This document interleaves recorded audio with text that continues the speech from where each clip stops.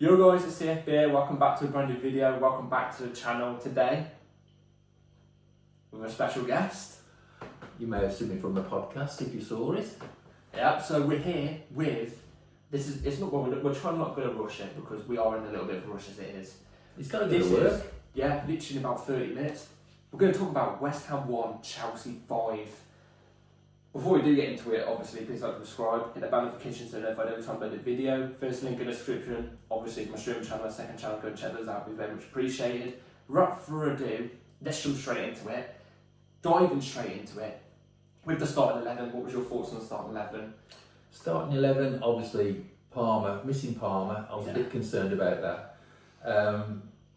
Because as good as Estevao can play in a 10, I just think Beesy's right in the centre of the pitch.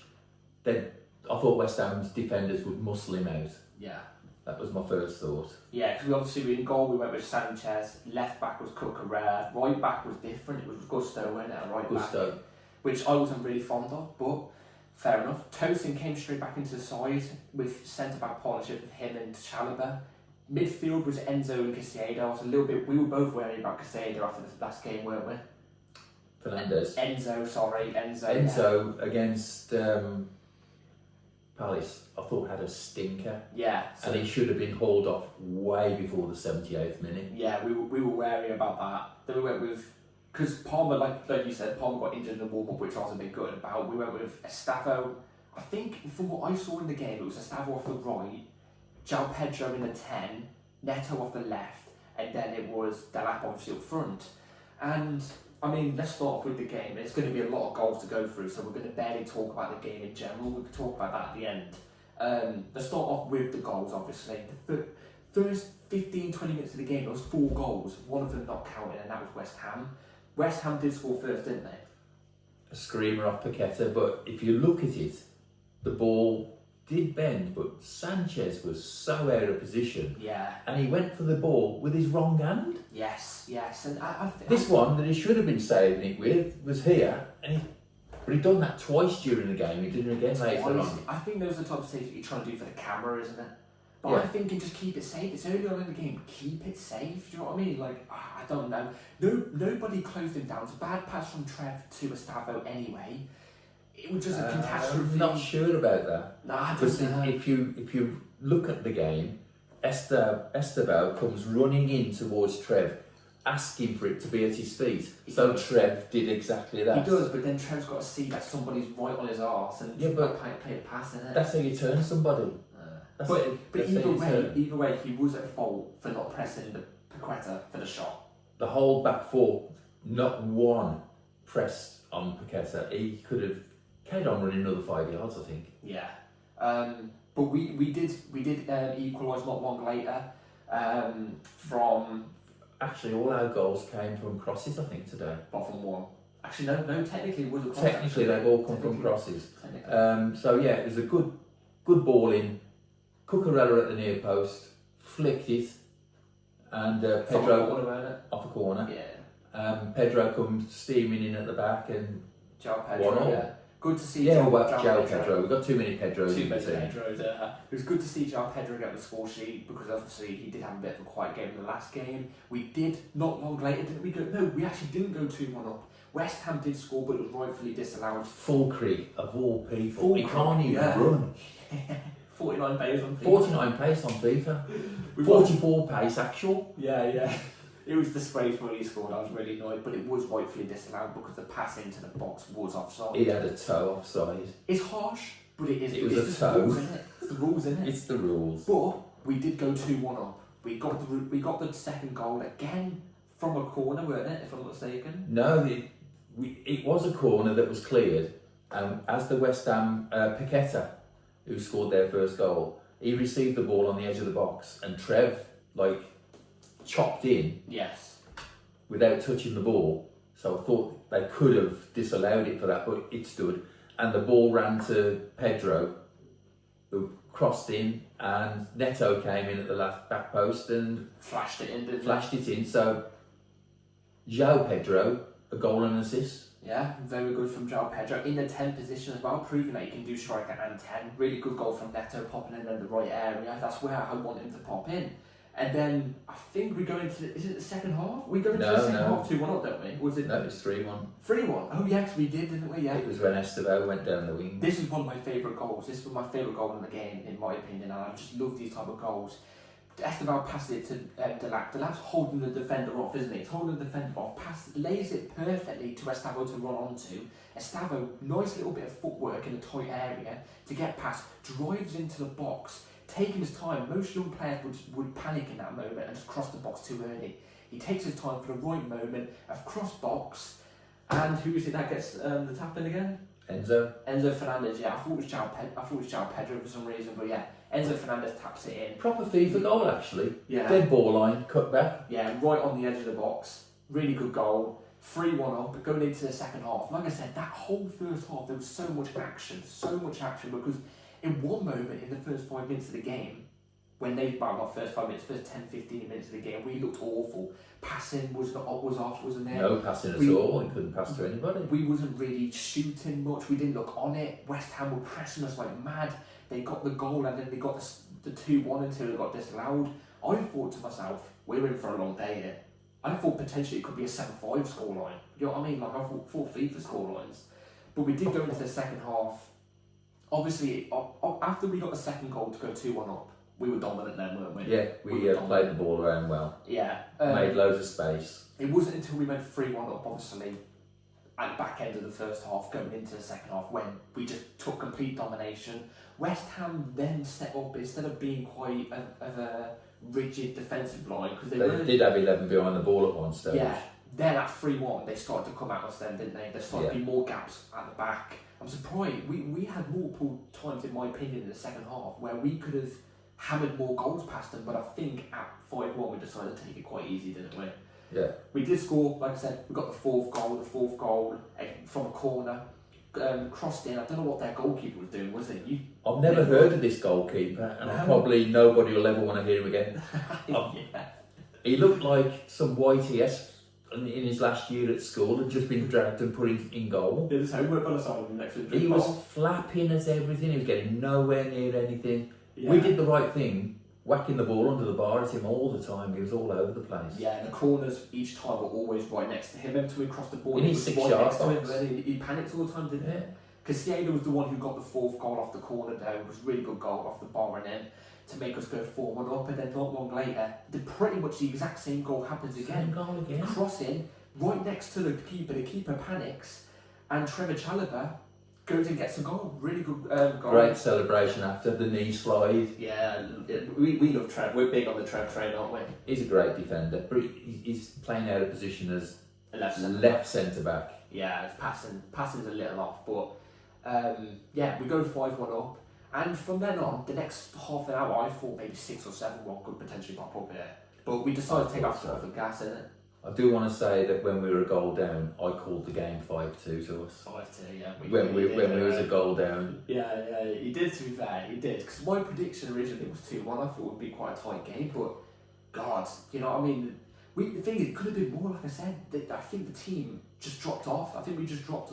I don't think we dropped off in form. I just think we dropped off in terms of, you know, we're 5-1 up, let's take it a little bit easy. Probably the gas, instructions from the bench, probably. Yeah. You know, game's won, just have a bit of a training, knock around now. We made 5 substitutions. Yeah, we could have got another goal though, couldn't we, because of Estevao? Remember that one brilliant pass from Reece James deep in his own half, passed straight through, Ivan Needle pass. And Estevao should have took the one touch and then slide it in, but he decided to take too many touches and drew past the player, didn't he? Reece's through ball was laser precision. Absolutely, yeah, that is absolutely laser precision. Execution on it and everything, didn't it? It's just that Estevao wanted too many touches. He did, yeah. I think that just comes down to him being so young still, doesn't it? Once he gets that first goal for Chelsea, I think he takes that goal better. That's what I think. Do you know that when Azpilicueta played for Chelsea, all the Chelsea players called him Dave. I think Estevao, I think we're going to call Steve. Steve, yeah. From now on. It's just easier to say. Oh, yeah, we were talking about that in the car, weren't we? Me, you, and the last person we had on the podcast, obviously. So, yeah, really good game from us. Like I said, at one moment, it looked like it was going to be a demolition game for West Ham. They looked like the better team the first 20 minutes, and then... What I thought was shocking after 33 minutes, the crowd was streaming out. Yeah, well, West Ham fans. West Ham fans. West Ham fans. At the London Stadium. At 33, they were streaming out. Then when the fourth one in, they were streaming out. Yeah. And when the fifth one in, you could just, all you see was empty seats. Empty seats, yeah. I think we've delivered Graham Potter a blow there. I think we've delivered the sack. You know what I'm saying? Pause. I think we've delivered the sack there. Yeah. I think we have. But yeah, like I said, first 10, 15, 20 minutes, I thought we were going to lose. I thought we could be in for a long day. And then I thought it was going to be like a 7-6 scoreline. And then by the 80th minute, well, not 80th, around the 60th minute, I thought we could potentially win 7-1 in it. It's a game where I think, obviously, for the first 20 minutes, I think we were brilliant. Kit looked amazing as Oh, well. the kit was brilliant. What a kit. I haven't got it on me right now, that's why I went the away, but this is still jazzy. Amazing. Still jazzy. Let's go through players we thought had good performances. This is going to be a new thing I'm actually going to do because recently I've been just reading them off by my head. We're going to do 3 players we think played really well and then 3 players we think weren't up to par. But it has only if it's valid. If you think we've got 3 players there weren't up to par, just say. But if you haven't, don't say it. Just be there like I think everybody played well. So 3 main players you think did well.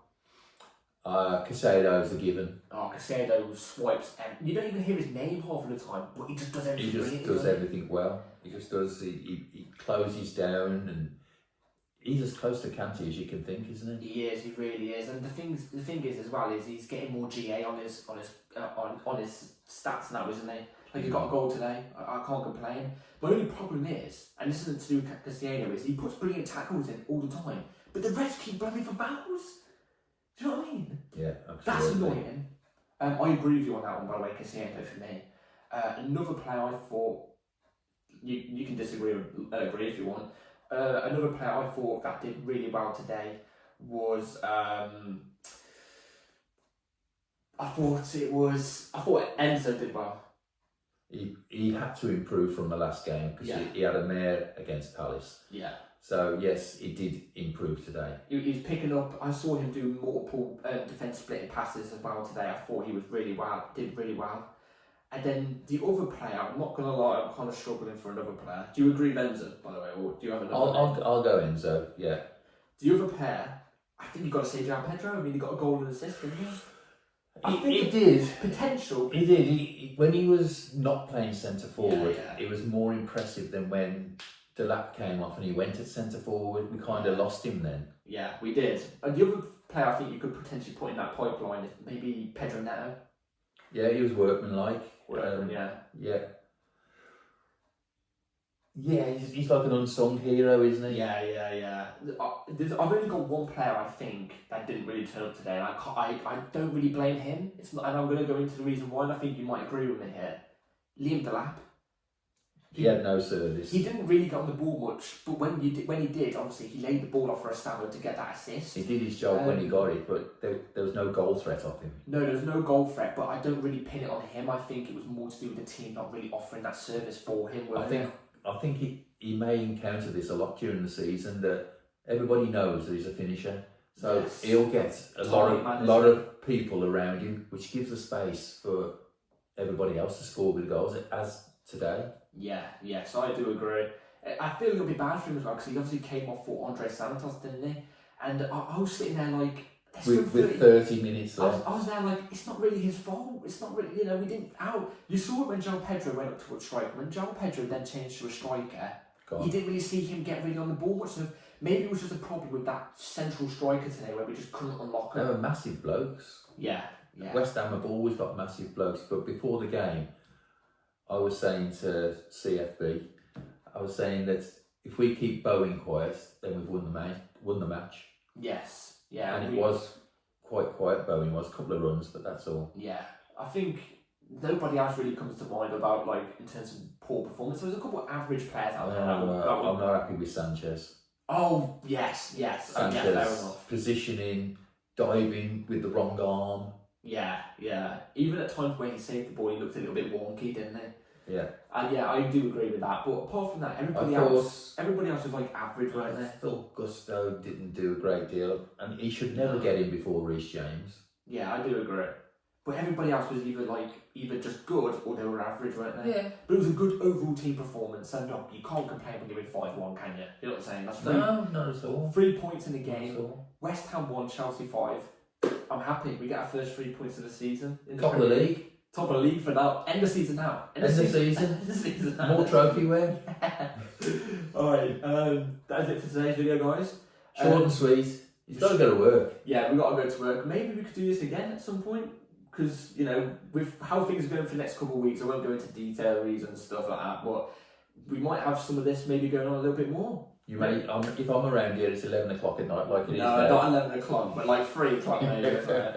Anyway, thank you all for watching. Let us know in the comments down below what you all think, obviously, about the game, if you agree or disagree. And yeah, take care. I'll see you all in the next video. Like, subscribe, and in a bit. Come on, you Blues. Yep. And top the band as well. 1970.